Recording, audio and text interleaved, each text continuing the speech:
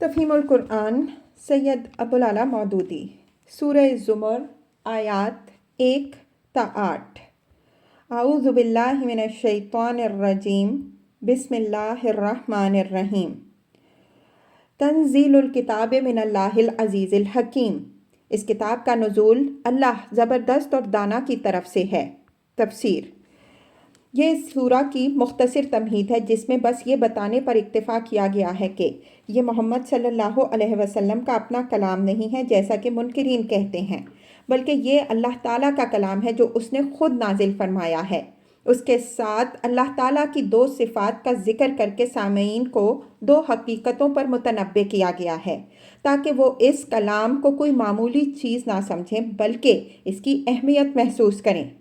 ایک یہ کہ جس خدا نے اسے نازل کیا ہے وہ عزیز یعنی ایسا زبردست ہے کہ اس کے ارادوں اور فیصلوں کو نافذ ہونے سے کوئی طاقت روک نہیں سکتی، اور کسی کی یہ مجال نہیں ہے کہ اس کے مقابلے میں ذرہ برابر بھی مزاحمت کر سکے۔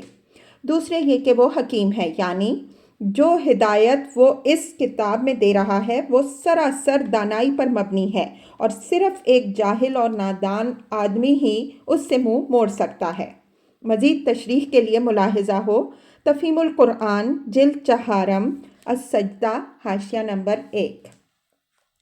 انا انزلنا الیک الکتاب بالحق۔ اے محمد صلی اللہ علیہ وسلم، یہ کتاب ہم نے تمہاری طرف برحق نازل کی ہے۔ تفسیر: یعنی اس میں جو کچھ ہے حق اور سچائی ہے، باطل کی کوئی آمیزش اس میں نہیں ہے۔ فَاعْبُدِ اللَّهَ مُخْلِصًا لَهُ الدِّينَ۔ لہٰذا تم اللہ کی بندگی کرو دین کو اسی کے لیے خالص کرتے ہوئے۔ تفسیر: یہ ایک نہایت اہم آیت ہے جس میں دعوت اسلام کے اصل مقصود کو بیان کیا گیا ہے، اس لیے اس پر سرسری طور پر نہ گزر جانا چاہیے بلکہ اس کے مفہوم و مدعا کو اچھی طرح سمجھنے کی کوشش کرنی چاہیے۔ اس کے بنیادی نکات دو ہیں جنہیں سمجھے بغیر آیت کا اصل مطلب نہیں سمجھا جا سکتا۔ ایک یہ کہ مطالبہ اللہ کی عبادت کرنے کا ہے، دوسرے یہ کہ ایسی عبادت کا مطالبہ ہے جو دین کو اللہ کے لیے خالص کرتے ہوئے ہو۔ عبادت کا مادہ عبد سے ہے، اور یہ لفظ آزاد کے مقابلے میں غلام اور مملوک کے لیے عربی زبان میں استعمال ہوتا ہے۔ اسی معنی کے لحاظ سے عبادت میں دو مفہوم پیدا ہوئے ہیں، ایک پوجا و پرستش جیسا کہ عربی زبان کی مشہور اور مستند لغت لسان العرب میں ہے۔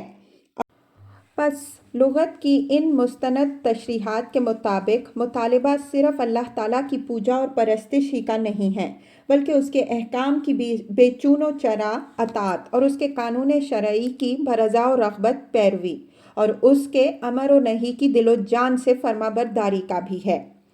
دین کا لفظ عربی زبان میں متعدد مفہومات کا حامل ہے۔ ایک مفہوم ہے غلبہ و اقتدار، مالکانہ اور حاکمانہ تصرف، سیاست و فرما روائی اور دوسروں پر فیصلہ نافذ کرنا۔ دوسرا مفہوم ہے اطاعت و فرما برداری اور غلامی۔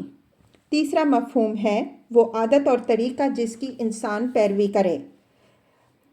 ان تینوں مفہومات کو ملحوظ رکھتے ہوئے دین کے معنی اس آیت میں اس طرز عمل اور اس رویے کے ہیں جو کسی کی بالاتری تسلیم اور کسی کی اطاعت قبول کر کے انسان اختیار کرے، اور دین کو اللہ کے لیے خالص کر کے اس کی بندگی کرنے کا مطلب یہ ہے کہ آدمی اللہ کی بندگی کے ساتھ کسی دوسرے کی بندگی شامل نہ کرے بلکہ اس کی پرستش، اسی کی ہدایت کا اتباع اور اسی کے احکام و اوامر کی اطاعت کرے۔ الا للہ الدین الخالص۔ خبردار، دین خالص اللہ کا حق ہے۔ تفسیر: یہ ایک امر واقعہ اور حقیقت ہے جسے اوپر کے مطالبے کے لیے دلیل کے طور پر پیش کیا گیا ہے۔ مطلب یہ ہے کہ اللہ تعالیٰ کے لیے دین کو خالص کر کے اس کی بندگی تم کو کرنی چاہیے، کیونکہ خالص اور بے آمیز اطاعت و بندگی اللہ کا حق ہے۔ دوسرے الفاظ میں بندگی کا مستحق کوئی دوسرا ہے ہی نہیں کہ اللہ کے ساتھ اس کی بھی پرستش اور اس کے بھی احکام و قوانین کی اطاعت کی جائے۔ اگر کوئی شخص اللہ کے سوا کسی اور کی خالص اور بے آمیز بندگی کرتا ہے تو غلط کرتا ہے، اور اسی طرح اگر وہ اللہ کی بندگی کے ساتھ بندگی غیر کی آمیزش کرتا ہے تو یہ بھی حق کے سراسر خلاف ہے۔ اس آیت کی بہترین تشریح وہ ہے جو حدیث ہے جو ابن مردودیہ رحمہ اللہ نے یزید الرقاشی رحمہ اللہ سے نقل کی ہے۔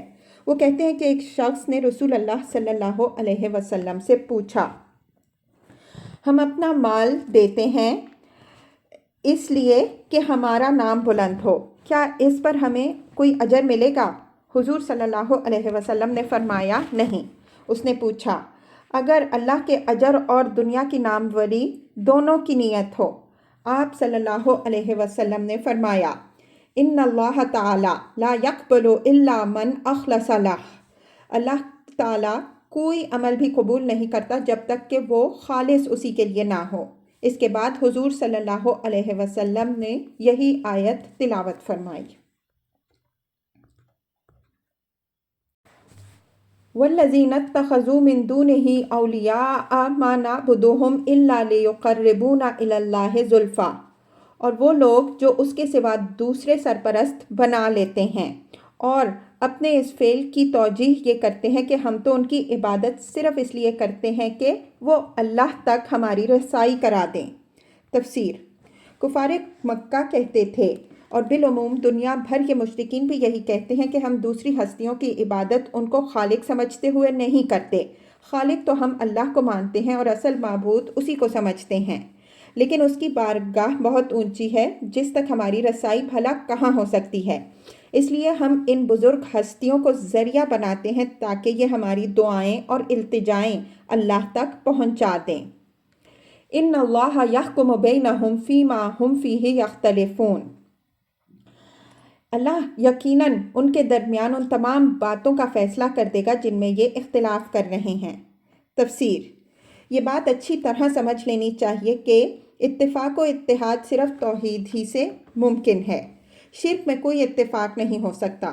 دنیا کے مشرکین کبھی اس پر متفق نہیں ہوئے کہ اللہ کے ہاں رسائی کا ذریعہ آخر کون سی ہستیاں ہیں۔ کسی کے نزدیک کچھ دیوتا اور کوئی دیویاں اس کا ذریعہ ہیں، اور ان کے درمیان بھی سب دیوتاؤں اور دیویوں پر اتفاق نہیں۔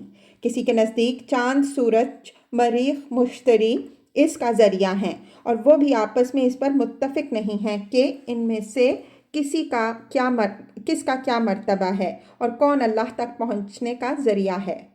کسی کے نزدیک وفات یافتہ بزرگ ہستیاں اس کا ذریعہ ہیں اور ان کے درمیان بھی بے شمار اختلافات ہیں، کوئی کسی بزرگ کو مان رہا ہے اور کوئی کسی اور کو۔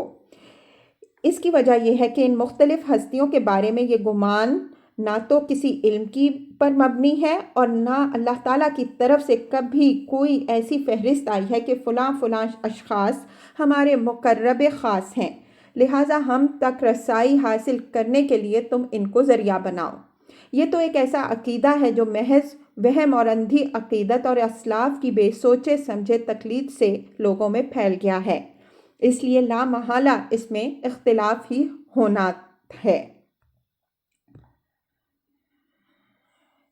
ان اللہ لا یہدی من ہوا کاذب کفار، اللہ کسی ایسے شخص کو ہدایت نہیں دیتا جو جھوٹا اور منکر حق ہو۔ تفسیر: یہاں اللہ تعالیٰ نے ان لوگوں کے لیے دو الفاظ استعمال فرمائے ہیں، ایک کاذب، دوسرا کفار۔ کاذب ان کو اس لیے فرمایا گیا کہ انہوں نے اپنی طرف سے جھوٹ موٹ یہ عقیدہ گھڑ لیا ہے اور پھر یہی جھوٹ وہ دوسروں میں پھیلاتے ہیں۔ رہا کفار تو اس کے دو معنی ہیں، ایک سخت منکر حق یعنی توحید کی تعلیم سامنے آ جانے کے بعد بھی یہ لوگ اس غلط عقیدے پر مصر ہیں، دوسرے کافر نعمت یعنی نعمتیں تو یہ لوگ اللہ سے پا رہے ہیں اور شکریہ ان ہستیوں سے کر رہے ہیں جن کے متعلق انہوں نے اپنی جگہ یہ فرض کر لیا ہے کہ یہ نعمتیں ان کی مداخلت کے سبب سے مل رہی ہیں۔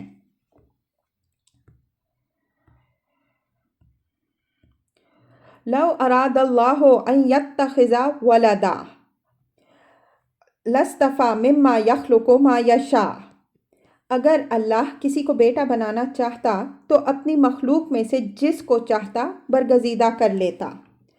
تفسیر: یعنی اللہ کا بیٹا ہونا تو سرے سے ہی ناممکن ہے۔ ممکن اگر کوئی چیز ہے تو وہ صرف یہ ہے کہ کسی کو اللہ برگزیدہ کر لے، اور برگزیدہ بھی جس کو وہ کرے گا لا محالہ وہ مخلوق ہی میں سے کوئی ہوگا، کیونکہ اللہ کے سوا دنیا میں جو کچھ بھی ہے وہ مخلوق ہے۔ اب یہ ظاہر ہے کہ مخلوق خواہ کتنی ہی برگزیدہ ہو جائے اولاد کی حیثیت اختیار نہیں کر سکتی، کیونکہ خالق اور مخلوق میں عظیم و شان جوہری فرق ہے، اور ولدیت لازماً والد اور اولاد میں جوہری اتحاد کی مقتضی ہے۔ اس کے ساتھ یہ بات بھی نگاہ میں رہنی چاہیے کہ اگر اللہ کسی کو بیٹا بنانا چاہتا تو ایسا کرتا کہ الفاظ استعمال کیے گئے ہیں، جس سے خود بخود یہ مفہوم نکلتا ہے کہ اللہ نے ایسا کرنا کبھی نہیں چاہا۔ اس طرز بیان سے یہ بات ذہن نشین کرنی مقصود ہے کہ کسی کو بیٹا بنا لینا تو درکنار اللہ نے تو ایسا کرنے کا کبھی ارادہ بھی نہیں کیا۔ سبحانہ هو اللہ الواحد القہار، پاک ہے وہ اس سے کہ کوئی اس کا بیٹا ہو، وہ اللہ ہے اکیلا اور سب پر غالب۔ تفسیر: یہ دلائل ہیں جن سے عقیدہ ولدیت کی تردید کی گئی ہے۔ پہلی دلیل یہ ہے کہ اللہ تعالیٰ ہر نقص اور عیب اور کمزوری سے پاک ہے، اور ظاہر ہے کہ اولاد کی ضرورت ناقص و کمزور کو ہوا کرتی ہے۔ جو شخص فانی ہوتا ہے وہی اس کا محتاج ہوتا ہے کہ اس کے ہاں اولاد ہو، تاکہ اس کی نسل اور نوع باقی رہے، اور کسی کو متنبع بھی وہی شخص بناتا ہے جو یا تو لاوارث ہونے کی وجہ سے کسی کو وارث بنانے کی حاجت محسوس کرتا ہے، یا محبت کے جذبے سے مغلوب ہو کر کسی کو بیٹا بنا لیتا ہے۔ یہ انسانی کمزوریاں اللہ کی طرف منسوب کرنا اور ان کی بنا پر مذہبی عقیدے بنا لینا جہالت اور کم نگاہی کے سوا اور کیا ہے۔ دوسری دلیل یہ ہے کہ وہ اکیلا اپنی ذات میں واحد ہے، کسی جنس کا فرد نہیں ہے، اور ظاہر ہے کہ اولاد لازماً ہم جنس ہوا کرتی ہے۔ نیز اولاد کا کوئی تصور ازواج کے بغیر نہیں ہو سکتا، اور ازدواج بھی ہم جنس سے ہی ہو سکتا ہے۔ لہٰذا وہ شخص سخت جاہل و نادان ہے جو اس یکتا و یگانہ ہستی کے لیے اولاد تجویز کرتا ہے۔ تیسری دلیل یہ ہے کہ وہ قہار ہے، یعنی دنیا میں جو چیز بھی ہے اس سے مغلوب اور اس کی قاہرانہ گرفت میں جکڑی ہوئی ہے۔ اس کائنات میں کوئی کسی درجے میں بھی اس سے کوئی مماثلت نہیں رکھتا، جس کی بنا پر اس کے متعلق یہ گمان کیا جا سکتا ہے کہ اللہ تعالیٰ سے اس کا کوئی رشتہ ہے۔ خلق السماوات والارض بالحق، اس نے آسمانوں اور زمین کو برحق پیدا کیا ہے۔ تفسیر: تشریح کے لیے ملاحظہ ہو تفہیم القرآن جلد دوم، سورہ ابراہیم حاشیہ 26، سورہ نحل حاشیہ 6، جلد سوم، سورہ عنکبوت حاشیہ 75۔ یکور اللیل علی النہار و یکور النہار علی اللیل، وہی دن پر رات اور رات پر دن کو لپیٹتا ہے۔ وَسَخَّرَ الشَّمْسَ وَالْقَمَرَ، اسی نے سورج اور چاند کو مسخر کر رکھا ہے۔ کُلٌّ یجری لِأَجَلٍ مُّسَمًّى، کہ ہر ایک ایک وقت مقرر تک چلے جا رہا ہے۔ الا هو العزیز الغفار، جان رکھو کہ وہ زبردست ہے اور درگزر کرنے والا۔ تفسیر: یعنی زبردست ایسا کہ اگر وہ تمہیں عذاب دینا چاہے تو کوئی طاقت اس کی مزاحمت نہیں کر سکتی، مگر یہ اس کا کرم ہے کہ تم یہ کچھ گستاخیاں کر رہے ہو اور پھر بھی وہ تم کو فوراً پکڑ نہیں لیتا بلکہ مہلت پر مہلت دیے جاتا ہے۔ اس مقام پر عقوبت میں تعجیل نہ کرنے اور مہلت دینے کو مغفرت درگزر سے تعبیر کیا گیا ہے۔ خلقکم من نفس واحدہ، اسی نے تم کو ایک جان سے پیدا کیا۔ ثم جعل منہا زوجہا، پھر وہی ہے جس نے اس جان سے اس کا جوڑا بنایا۔ تفسیر: مطلب یہ نہیں ہے کہ پہلے آدم علیہ السلام سے انسانوں کو پیدا کر دیا اور پھر ان کی بیوی حضرت حوا علیہ السلام کو پیدا کیا، بلکہ یہاں کلام میں ترتیب زمان کے بجائے ترتیب بیان ہے، جس کی مثالیں ہر زبان میں پائی جاتی ہیں۔ مثلاً ہم کہتے ہیں کہ تم نے آج جو کچھ کیا وہ مجھے معلوم ہے، پھر جو کچھ تم کل کر چکے ہو اس سے بھی میں باخبر ہوں۔ اس کا مطلب یہ نہیں ہو سکتا کہ کل کا واقعہ آج کے بعد ہوا ہے۔ وَأَنزَلَ لَكُم مِّنَ الْأَنْعَامِ ثَمَانِيَةَ أَزْوَاجٍ، اور اسی نے مویشیوں کے تمہارے لیے 8 نر و مادہ پیدا کیے۔ تفسیر: مویشی سے مراد ہیں اونٹ، گائے، بھیڑ اور بکری۔ ان کے 4 نر اور 4 مادہ مل کر 8 نر و مادہ ہوتے ہیں۔ يَخْلُقُكُمْ فِي بُطُونِ أُمَّهَاتِكُمْ خَلْقًا مِّن بَعْدِ خَلْقٍ فِي ظُلُمَاتٍ ثَلَاثٍ، وہ تمہاری ماؤں کے پیٹوں میں 3 تاریک پردوں کے اندر تمہیں ایک کے بعد ایک شکل دیتا چلا آ رہا ہے۔ تفسیر: 3 پردوں سے مراد ہے پیٹ، رحم اور مشیمہ، وہ جھلی جس میں بچہ لپٹا ہوا ہوتا ہے۔ ذَلِكُمُ اللَّهُ رَبُّكُمْ لَهُ الْمُلْكُ، یہی اللہ ہے جس کے یہ کام ہے، تمہارا رب، بادشاہی بھی اسی کی ہے۔ تفسیر: یعنی مالک، حاکم اور پروردگار وہی ہے، تمام اختیارات کا مالک وہی ہے اور ساری کائنات میں اسی کا حکم چل رہا ہے۔ لا الہ الا ہو، کوئی معبود نہیں اس کے سوا۔ تفسیر: دوسرے الفاظ میں یہ استدلال ہے کہ جب وہی تمہارا رب ہے اور اسی کی بادشاہی ساری ہے تو پھر لازماً تمہارا الہ معبود بھی وہی ہے۔ دوسرا کوئی الہ کیسے ہو سکتا ہے جبکہ نہ پروردگاری میں اس کا کوئی حصہ، نہ بادشاہی میں اس کا کوئی دخل؟ آخر تمہاری عقل میں یہ بات کیسے سماتی ہے کہ زمین و آسمان کا پیدا کرنے والا تو ہو اللہ، سورج اور چاند کو مسخر کرنے والا، اور رات کے بعد دن اور دن کے بعد رات لانے والا بھی اللہ ہو، تمہارا اپنا اور تمام حیوانات کا خالق و رب بھی ہو اللہ، اور تمہارے معبود بن جائیں اس کے سوا۔ فَأَنَّىٰ تُصْرَفُونَ، پھر تم کدھر پھرائے جا رہے ہو؟ تفسیر: یہ الفاظ قابل غور ہیں۔ یہ نہیں فرمایا کہ تم کدھر پھرے جا رہے ہو، ارشاد یہ ہوا ہے کہ تم کدھر پھرائے جا رہے ہو، یعنی کوئی دوسرا ہے جو تم کو الٹی پٹی پڑھا رہا ہے اور تم اس کے بہکاوے میں آ کر سی عقل کی بات بھی نہیں سمجھ رہے۔ دوسری بات جو اس انداز بیان سے خود مترشح ہو رہی ہے وہ یہ ہے کہ تم کا خطاب پھرانے والے سے نہیں بلکہ ان لوگوں سے ہے جو ان کی باتوں کے اثر میں آ کر پھر رہے ہیں۔ اس میں ایک لطیف مضمون ہے جو ذرا سے غور و فکر سے بآسانی سمجھ میں آ جاتا ہے۔ پھرانے والے اسی معاشرے میں سب کے سامنے موجود ہیں اور ہر طرف اپنا کام اعلانیہ کر رہے ہیں، اسی لیے ان کا نام لینے کی حاجت نہ تھی۔ ان کو خطاب کرنا بھی بیکار تھا کیونکہ وہ اپنی اغراض کے لیے لوگوں کو خدائے واحد کی بندگی سے پھیرنے اور دوسروں کی بندگی میں پھانسنے اور پھانسے رکھنے کی کوشش کر رہے تھے۔ ایسے لوگ ظاہر ہے کہ سمجھانے سے سمجھنے والے نہ تھے، کیونکہ نہ سمجھنے ہی سے ان کا مفاد وابستہ تھا اور سمجھنے کے بعد بھی وہ اپنے مفاد کو قربان کرنے کے لیے مشکل ہی سے تیار ہو سکتے تھے۔ البتہ رحم کے قابل ان عوام کی حالت تھی جو ان کے چکمے میں آ رہے تھے۔ ان کی کوئی غرض اس کاروبار سے وابستہ نہ تھی، اس لیے وہ سمجھانے سے سمجھ سکتے تھے اور ذرا سی آنکھیں کھل جانے کے بعد وہ یہ بھی دیکھ سکتے تھے کہ جو لوگ انہیں خدا کے آستانے سے ہٹا کر دوسرے آستانوں کا راستہ دکھاتے ہیں وہ اپنے اس کاروبار کا فائدہ کیا اٹھاتے ہیں۔ یہی وجہ ہے کہ گمراہ کرنے والے چند آدمیوں سے رخ پھیر کر گمراہ ہونے والے عوام کو مخاطب کیا جا رہا ہے۔ ان تکفروا فإن اللہ غنی عنکم، اگر تم کفر کرو تو اللہ تم سے بے نیاز ہے۔ تفسیر: یعنی تمہارے کفر سے اس کی خدائی میں ذرہ برابر بھی کمی نہیں آ سکتی۔ تم مانو گے تب بھی وہ خدا ہے اور نہ مانو گے تب بھی وہ خدا ہی رہے گا۔ اس کی فرمانروائی اپنے زور سے پر چل رہی ہے، تمہارے ماننے یا نہ ماننے سے اس میں کوئی فرق نہیں پڑتا۔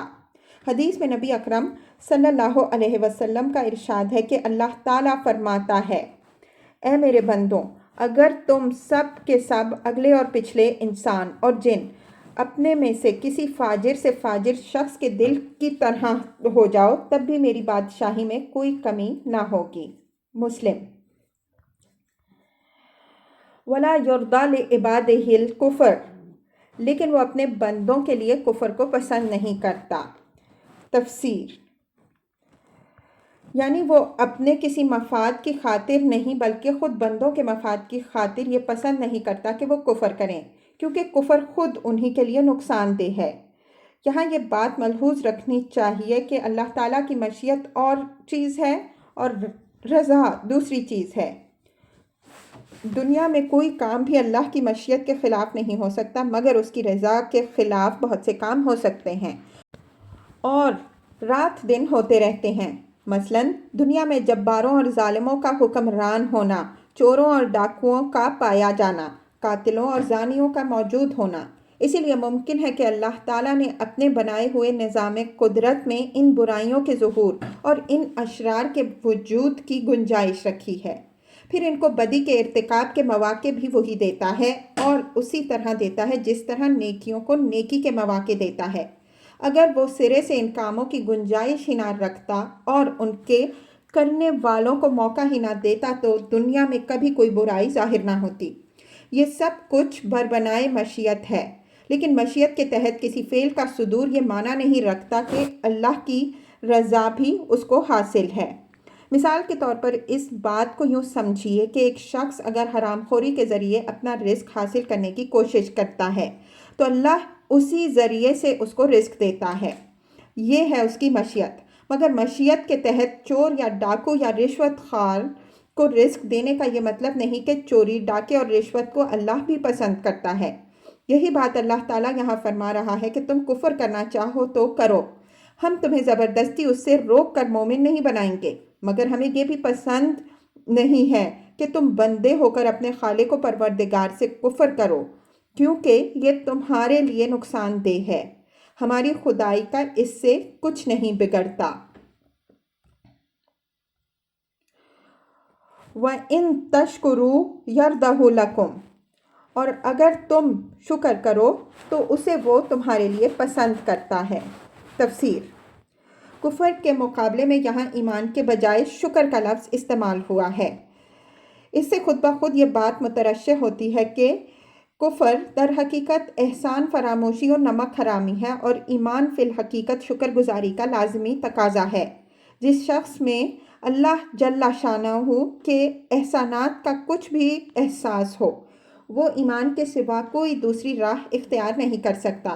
اس لیے شکر اور ایمان ایسے لازم و ملزوم ہیں کہ جہاں شکر ہوگا وہاں ایمان ضرور ہوگا، اور اس کے برعکس جہاں کفر ہوگا وہاں شکر کا سرے سے کوئی سوال ہی پیدا نہیں ہوتا، کیونکہ کفر کے ساتھ شکر کے کوئی معنی نہیں ہے۔ وَلَا تَزِرُ وَازِرَةٌ وِزْرَ أُخْرَىٰ، کوئی بوجھ اٹھانے والا کسی دوسرے کا بوجھ نہ اٹھائے گا۔ تفسیر۔ مطلب یہ ہے کہ تم میں سے ہر شخص اپنے اعمال کا خود ذمہ دار ہے۔ کوئی شخص اگر دوسروں کو راضی رکھنے کے لیے یا ان کی ناراضگی سے بچنے کی خاطر کفر اختیار کرے گا تو وہ دوسرے لوگ اس کے کفر کا وبال اپنے اوپر نہیں اٹھا لیں گے، بلکہ اسے آپ ہی اپنا وبال بھگتنے کے لیے چھوڑ دیں گے۔ لہٰذا جس پر بھی کفر کا غلط اور ایمان کا صحیح ہونا واضح ہو جائے اس کو چاہیے کہ غلط رویہ چھوڑ کر صحیح رویہ اختیار کر لے اور اپنے خاندان یا برادری یا قوم کے ساتھ لگ کر اپنے آپ کو خدا کے عذاب کا مستحق نہ بنائے۔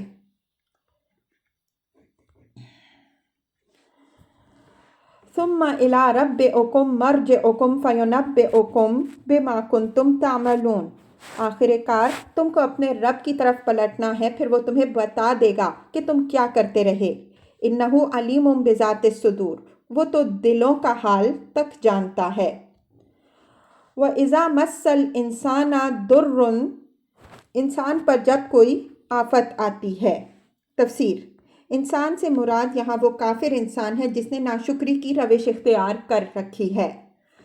دعا ربہ منیبا الیہ، وہ اپنے رب کی طرف رجوع کر کے اسے پکارتا ہے۔ تفسیر۔ یعنی اس وقت اسے وہ دوسرے معبود یاد نہیں آتے جنہیں وہ اپنے اچھے حال میں پکارا کرتا تھا، بلکہ ان سب سے مایوس ہو کر وہ صرف اللہ رب العالمین کی طرف رجوع کرتا ہے۔ یہ گویا اس بات کا ثبوت ہے کہ وہ اپنے دل کی گہرائیوں سے دوسرے معبودوں کے بے اختیار ہونے کا احساس رکھتا ہے، اور اس حقیقت کا شعور بھی اس کے ذہن میں کہیں نہ کہیں دبا چھپا موجود ہے کہ اصل اختیارات کا مالک اللہ ہی ہے۔ ثم اذا خوله نعمة نسي ما كان يدعو الیہ من قبل، پھر جب اس کا رب اسے اپنی نعمت سے نواز دیتا ہے تو وہ اس مصیبت کو بھول جاتا ہے جس پر وہ پہلے پکار رہا تھا۔ تفسیر: یعنی وہ برا وقت پھر اسے یاد نہیں رہتا جس میں وہ تمام دوسرے معبودوں کو چھوڑ کر صرف اللہ وحدہ لا شریک سے دعائیں مانگ رہا تھا۔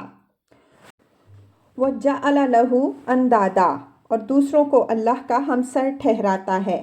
تفسیر: یعنی پھر دوسروں کی بندگی کرنے لگتا ہے، انہی کی اطاعت کرتا ہے، انہی سے دعائیں مانگتا ہے اور انہی کے آگے نظر و نیاز پیش کرنا شروع کر دیتا ہے۔ لِيُضِلَّ عَنْ سَبِيلِهِ، تاکہ اس کی راہ سے گمراہ کرے۔ تفسیر: یعنی خود گمراہ ہونے پر اکتفا نہیں کرتا بلکہ دوسروں کو بھی یہ کہہ کر گمراہ کرتا ہے کہ جو آفت مجھ پر آئی تھی وہ فلاں حضرت یا فلاں بزرگ یا فلاں دیوی یا دیوتا کے صدقے میں ٹل گئی۔ اس سے دوسرے بہت سے لوگ بھی ان معبودان غیر اللہ کے معتقد بن جاتے ہیں، اور ہر جاہل اپنے اسی طرح کے تجربات بیان کر کر کے عوام کی اس گمراہی کو بڑھاتا چلا جاتا ہے۔ قُلْ تَمَتَّعْ بِكُفْرِكَ قَلِيلًا، اے نبی صلی اللہ علیہ وسلم، اس سے کہو کہ تھوڑے دن اپنے کفر سے لطف اٹھا لو۔ اِنَّكَ مِنْ أَصْحَابِ النَّارِ، یقیناً تو دوزخ میں جانے والا ہے۔